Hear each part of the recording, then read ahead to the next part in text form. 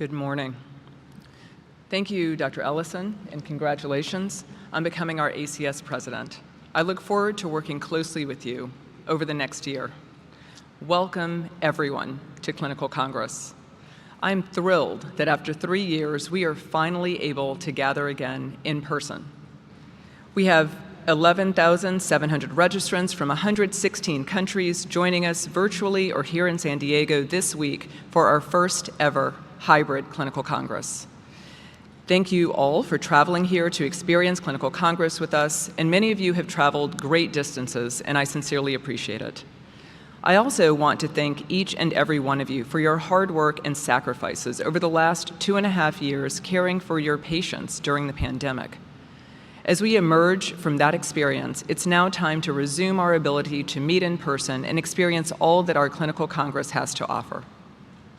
Over the next several days, as we spend time surrounded by our colleagues, networking and learning about clinical breakthroughs, research findings, and the most pressing matters facing our profession, we will all be better equipped to provide the highest quality of care to the patients we are privileged to serve. Many of you have heard me talk over the past year about our motto, to heal all with skill and trust, a simple yet profound principle that has withstood the test of time since the ACS was founded in 1913. As we seek to heal all patients, the ACS will serve all surgeons in all specialties, all practice patterns, all career stages, and in all parts of the world to ensure the best quality outcomes for our patients. How are we doing that? First, by being inclusive. We welcome all surgeons, residents, medical students, and members of the surgical team. The ACS is the house of surgery, and together we represent the strongest voice for all surgeons. Our membership has grown to more than 84,000 from the United States, Canada, and 141 other countries. Our international members represent 9% of our total population, and women make up 14% of ACS fellows. About half of our members are general surgeons, and over the next year, we will deepen our value proposition for surgeons of all specialties. Technology is making it easier to articulate ACS benefits in a more personalized way by specialty, interest, and demographic and geographic categories. As a result, we expect to see increases in the numbers of surgeons joining our ranks. Through a new pilot we launched this year to waive resident dues for the 2022-2023 academic year, we also expect to increase resident participation in the ACS, and we are confident that residents who are exposed to the career development resources, education, quality programs, scholarships, and grants that we offer will become ACS members for life. It's also important to note that we recently expanded our practice management resources and will continue to do so as we also enhance our programs focusing on physician wellness. Our ACS chapters continue to grow in number and in strength. We now have 119 chapters worldwide, including our newest chapters in the UK, Costa Rica, Bahrain, and the Kurdistan region of Iraq.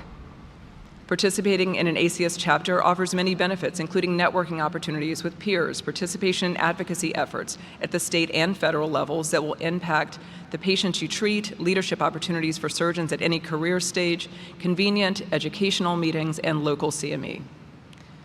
As surgeons, continuous professional development is essential.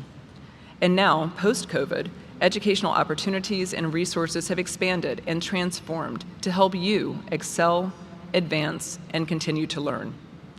From webinars, toolkits, and virtual seminars to in-person lectures and skills-based courses, the ACS offers education in every format for all stages of your career. Information about all of our innovative and standard-setting educational resources are available in ACS Central. This year, we were excited to return to in-person activities. We held the Trauma Annual Meeting in Seattle, the Cancer Annual Meeting in Rosemont, Illinois, the Leadership and Advocacy Summit in Washington, D.C., the Quality and Safety Summit in Chicago, our Clinical Congress here in San Diego, and in December, we will host our Trauma Quality Improvement Program in Phoenix. Earlier, I mentioned that we've launched CSAP 18. CSAP is considered by many to be the premier self-assessment and guided cognitive skills education program for practicing surgeons. And CSAP 18 includes a number of new features to support personalized education, and CSAP 18 Advanced will be released next year for surgeons seeking additional knowledge in specific domains. The ACS ERA program is an innovative, online, psychometrically rigorous assessment for new surgical residents, and it is designed to assess clinical decision-making skills as opposed to a simple recall of factual knowledge. This past year, a number of programs administered the ERA to residents, and the feedback has been immensely positive. One key to the strength, durability, and success of our educational programs is our partnership with other organizations, including the surgical boards, the AAMC, the ACGME, to deliver high-quality education. Indeed, our partnership with the military has helped establish improved surgical education opportunities, systems-based practice, and research capabilities. And we are in the process of launching what we call the M curriculum, a free online military clinical readiness curriculum that covers high-yield combat casualty care topics that you wouldn't normally see as a civilian surgeon. And in a series of multimedia just-in-time lessons that can help retrain surgeons who are re-entering the combat zone, we envision that the M curriculum will serve as a valuable educational resource for all surgeons and members of the surgical team as we partner with our military colleagues. The first dozen were chosen because they are the ones that benefit care providers in the Ukraine, and we've been able to exploit that. We're also working with the military to identify treatment facilities that can serve as trauma centers, and we have a military track this year at Clinical Congress in conjunction with the Excelsior Surgical Society. Trauma education is always a priority at the ACS, and here our courses focus on safety of the immediate management of injured patients. We teach how to assess a patient's condition, arrange interhospital transfers. We have an educational course that's introductory for medical students, and multiple courses that cover trauma in rural facilities. Our ATLS, Advanced Trauma Life Support, provides a method for immediate management of the injured patients. First introduced in 1980, ATLS has now been taught to more than 1 million doctors in more than 80 countries, some as a result of our Operation Giving Back programs. And planning is underway for the 11th edition of ATLS and is expected to launch in late 2024 or early 2025. There's a newly revised trauma system consultation guide, which will be used first time for a consultation in Indiana next month.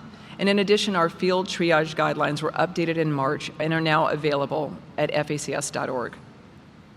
Our Stop the Bleed program reached a significant milestone this past May. More than 2 million individuals have now learned the essentials of bleeding control through in-person courses, online sessions, and our Stop the Bleed interactive courses. Stop the Bleed currently has more than 100,000 instructors in 135 countries. The photo on the screen is from September 20th when the course was being taught in Sudan to high-ranking police officers. Stop the Bleed training has also been rolled out to several major corporations, including Amazon, Tesla, and Verizon. And donations to support those injured in Ukraine have allowed the ACS to provide more than 2,000 bleeding control kits to first responders and healthcare workers in that region. The penetration of Stop the Bleed education and access would not have been possible without your advocacy and dedication at the local, state, and national levels, inspiring lawmakers to understand the importance of these sorts of programs. In March, the City of Chicago installed more than 550 Stop the Bleed kits in public buildings and increased training opportunities for municipal employees and the public. Last month, California became the first state in the nation to require installation of our bleeding control kits in new buildings where people will congregate. Advocacy matters. Your voice matters. And we need your voice now more than ever as we work with multidisciplinary organizations from around the country to address the U.S. public health crisis of firearm violence. We must make our communities safer. We must minimize the need for our services as a result of penetrating injuries. And on all matters advocacy, we need your voice.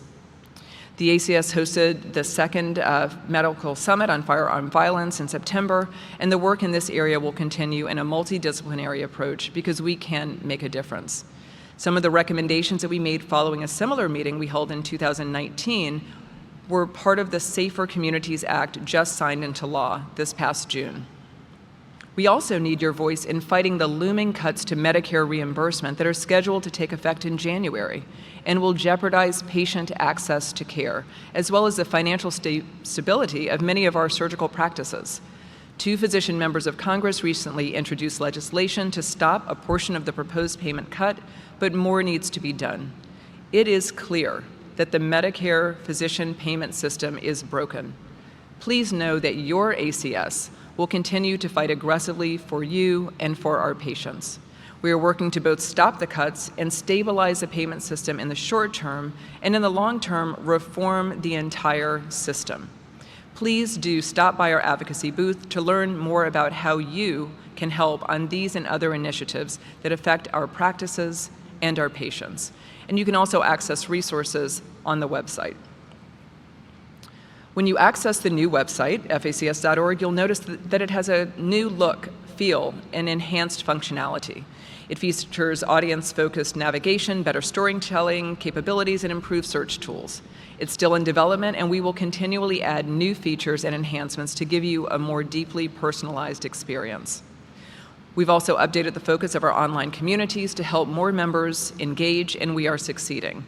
Specialty communities are also more clinically relevant, focused on direct patient care, and other important surgically oriented issues are discussed in those communities.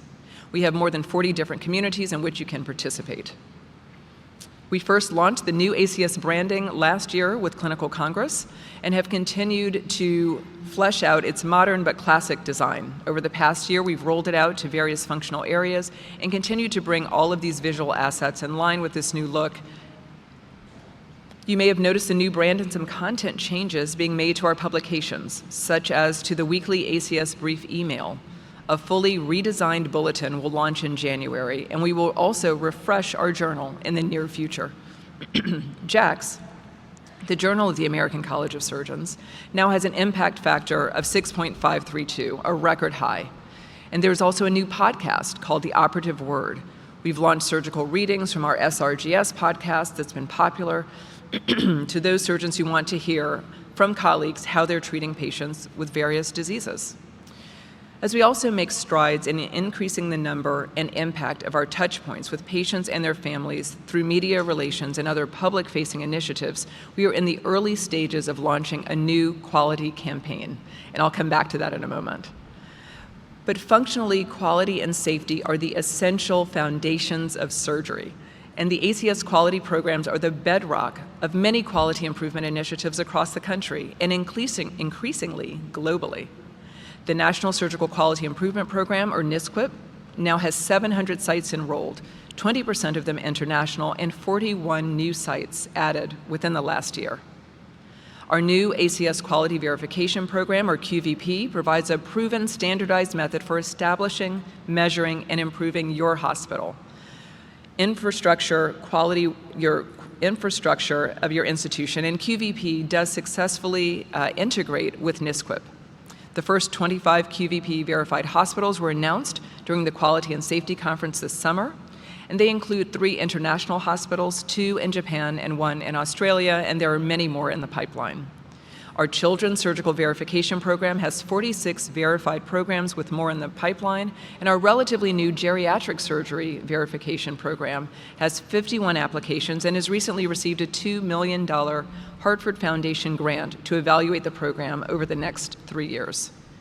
We've also seen a steady increase in participation in our metabolic and bariatric accreditation, our surgeon-specific registry, and our cancer programs. And last month, we launched a new emergency general surgery verification program. On the horizon are a vascular verification program, a high-risk GI verification program, and a general thoracic surgery verification program. With so many opportunities to participate in our quality programs, we're also working to streamline those programs into one unified platform and standardize the approaches across specialties to make it easier for our hospitals of all sizes to access them. As I mentioned, we're preparing to launch an integrated multi-year public quality campaign to help drive a greater awareness of ACS quality programs by hospitals, lawmakers, regulatory agencies, payers, and the public. By increasing awareness, this will increase the demand for participation in our quality programs and will lead to inclusion of quality measures in healthcare reform legislation, a greater adoption of ACS quality metrics by CMS and in private payer formulas, and a greater demand from the public to be cared for in a qualified, quality verified facility. Being a fellow of the ACS means something, and being an ACS verified hospital means something. Like any well-conceived campaign, we will approach this in stages. The first year will focus on helping our hospitals and provider partners realize more benefits from participating in our quality programs. In year 2, in partnership with hospitals, we will work to reach private and public payers.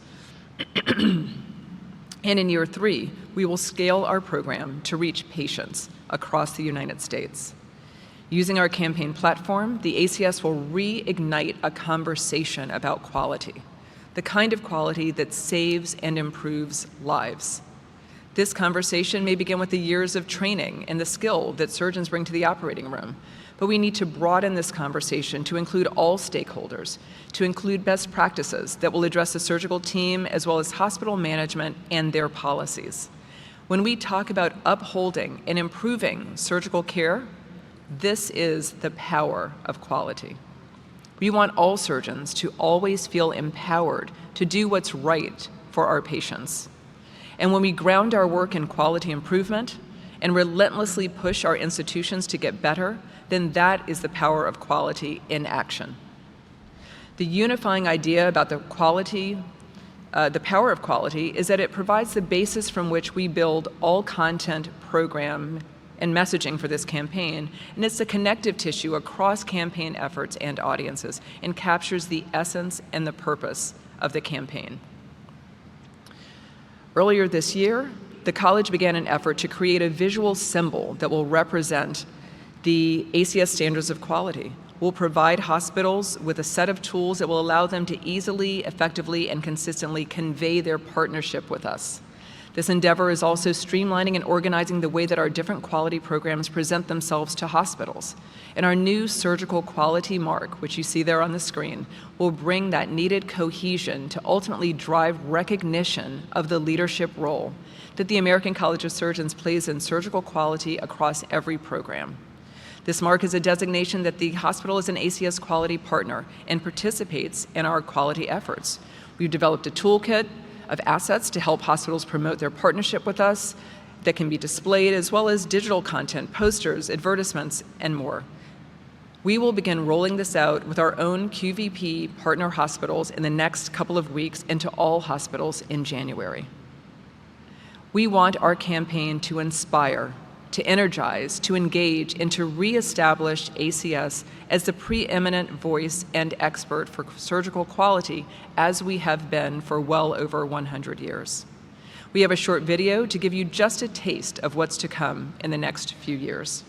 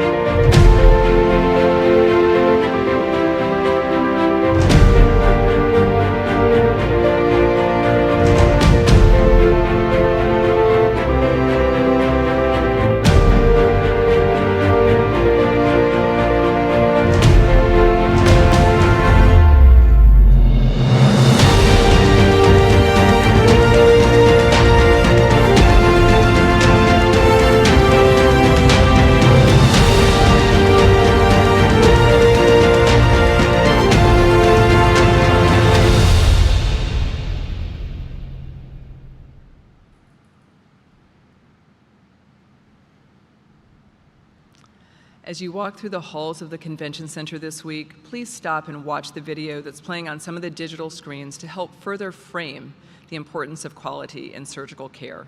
It is our job as surgeons and as members of the House of Surgery to fight for what is best for our patients.